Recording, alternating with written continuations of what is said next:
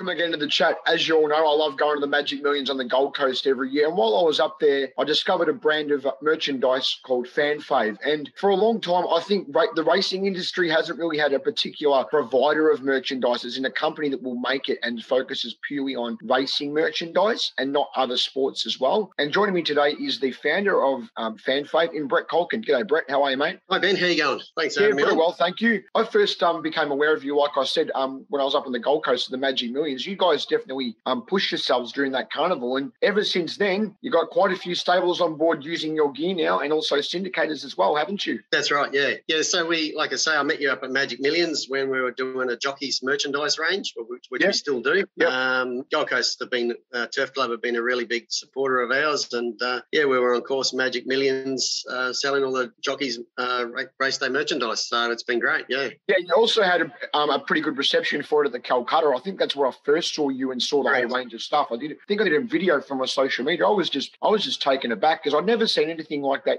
here in Australia before. I mean, in Japan they do that kind of stuff really well, but for Australia, it's certainly something new, isn't it? It surely is. Like I say, I worked in Japan 18 months over there. I've been to the Japan Cup, and the merchandise range over there is amazing. It's like Hong Kong and those sorts of things where they've got a big merchandise range for jockeys and not only just jockeys and horses in general. And it's a big industry, huge industry. And what made you want to start Fan Fave? Was it sort of that gap we've just talked about with individual jockey merchandise, or also being a specialised like merchandise provider for racing stables? What was it?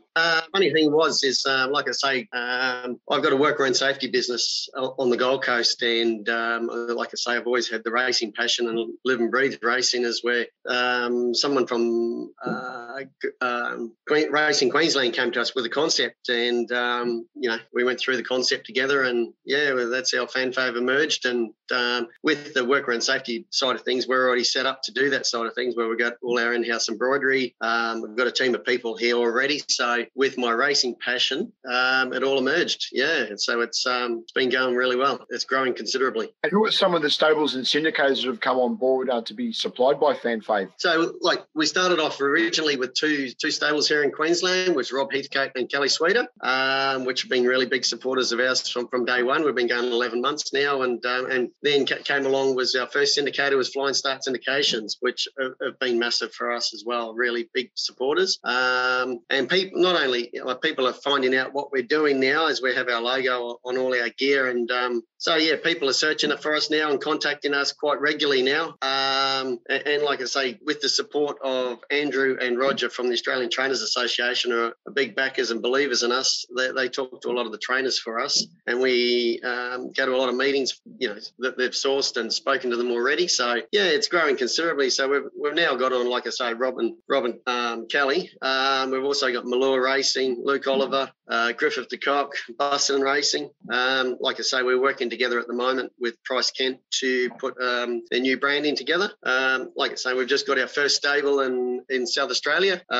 Richard and Chantal Jolly just come on board. So I'm in talks at the moment with a very prominent Sydney trainer to be our first in New South Wales. So we're really looking forward to what the future holds. To be able to break into that New South Wales market, more specifically Sydney, that'd be huge, wouldn't it? Oh, absolutely. And like I say, the person I was speaking to yesterday was very excited about being given the first opportunity to break into New South Wales, and it's a very big prominent stable, so up and coming stable. So quite excited to see what that brings. I can hear some passion in your voice about racing, Bret.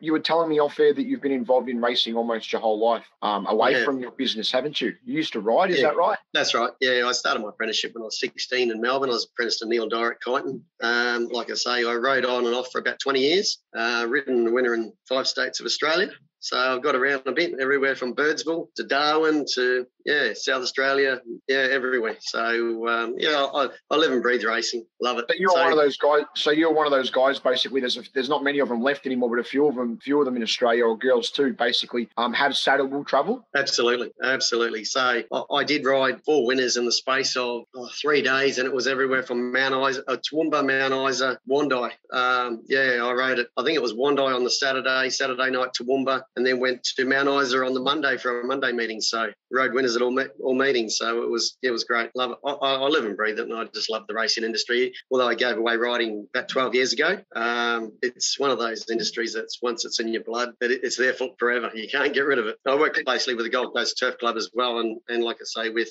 what they're doing, supporting us, it helps. And just on the Gold Coast Turf Club, we've obviously got a very progressive chairman in Bret and the chief executive Steve Linesau. I know both those guys pretty well.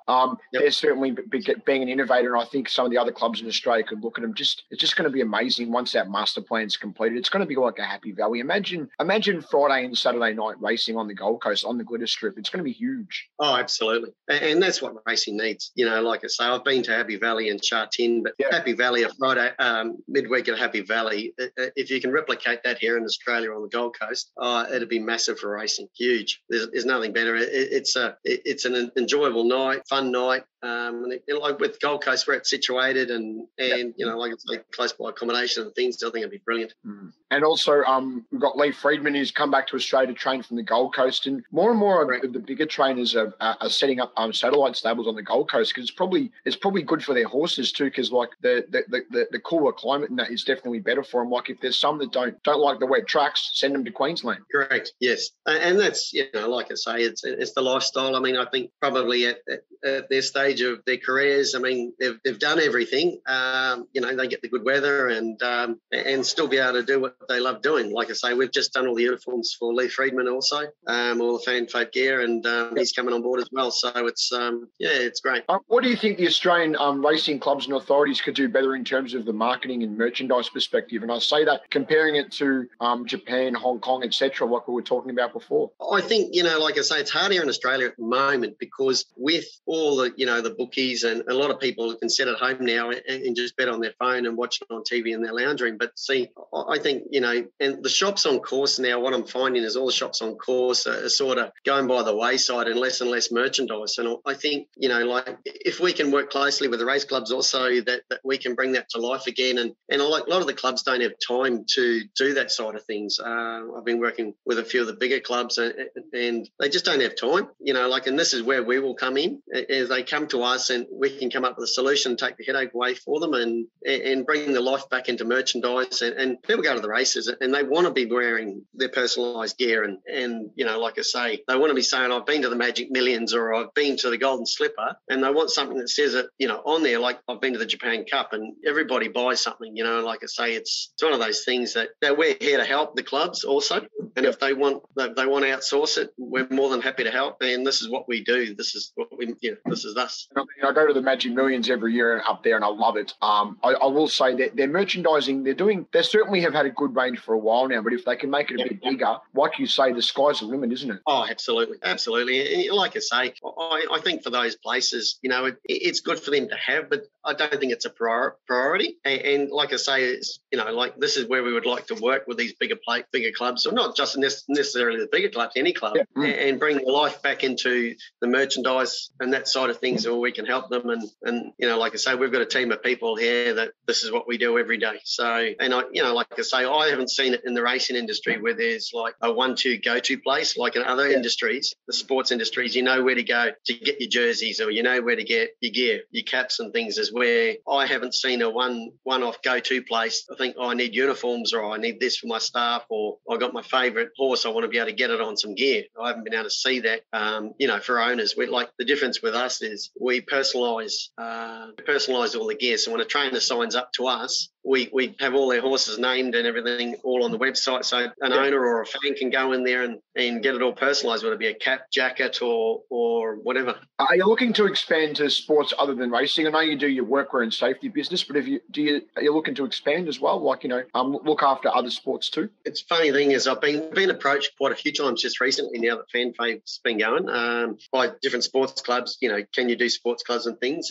I think I will never say never. And like I say, a lot of people have asked me, what a great concept that we could replicate this in other industries. But for us is to get the model right properly into racing. Once we do racing right, well, who knows? It's certainly possible. Away from your business, Bret, what do you like to do in your spare time? Racing does take a big part of my life because I really enjoy it so much. Like I say, I'm glued to the TV every Saturday if I'm not at the races. But I love sport. I love me footy and cricket and the cricket seasons, and I love all that side of things. But that's me. But like I say, racing is my biggest passion. Talking about racing being your biggest passion, I believe tomorrow you're heading off to Darwin and you're going to catch up with your master from when you were an apprentice in Neil Dyer. He always takes quite a few horses up there every year. Yeah, that's right. Yeah. So, it's going to be good to catch up with Neil. Haven't caught up with him for quite a while now. Last time I think was a Calkin Cup, maybe a couple of years ago. But, we always keep in touch every now and again. And we've done all uniforms for him and his owners up there. We just sent them up. We're taking some more tomorrow. But, looking forward to being up there at the Derby. And he's got some nice horses running around up there. And like I say, he's probably got the favourite for the Derby, which would be very hard to beat. Run second in the Guineas on a couple of weeks ago. So, and you're going to be looking into merchandise opportunities up in Northern Territory. Obviously, jackets and stuff like that, it's too hot up there. But they seem to like their fisherman style polo shirts and all that kind of stuff. Even though you can probably put that with racing too. Yeah, no, absolutely. Like I say, I think in time the range will grow. I'd love to have a chat to the Darwin Turf Club and see any opportunities that we could have with them also. I'm really looking forward to the trip up there. A few days away. All right, Bret, thanks very much for joining us today and giving me an insight into Fan Fave and your career as a jockey as well. Really appreciate it, mate. No worries, Ben. Thanks for having me on.